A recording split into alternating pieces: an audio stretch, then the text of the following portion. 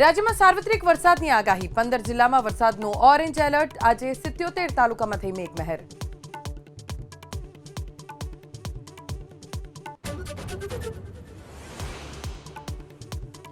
રાજ્યમાં ચાલુ ખરીફ સિઝનમાં 85% વાવેતર સંપન્ન સૌથી વધુ 21 લાખ હેક્ટરમાં કપાસનું વાવેતર મગફળીની 20 લાખથી વધુ હેક્ટરમાં વાવણી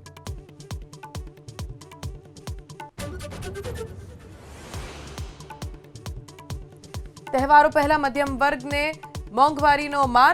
સિંગ તેલના ભાવમાં ડબ્બે 35 રૂપિયા અને કપાસિયા તેલના ભાવમાં ડબ્બે 30 રૂપિયાનો વધારો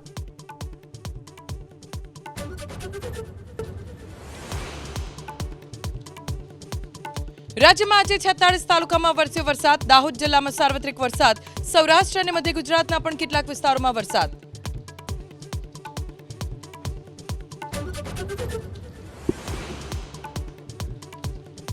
પ્રધાનમંત્રી નરેન્દ્ર મોદીની અધ્યક્ષતામાં રાત્રિ ભોજન સાથે દિલ્હીમાં પ્રદેશ ભાજપની મહત્વની બેઠક તમામ સાંસદોને હાજર રહેવા સૂચના આગામી દિવસોની રણનીતિ અંગે અપાશે માર્ગદર્શન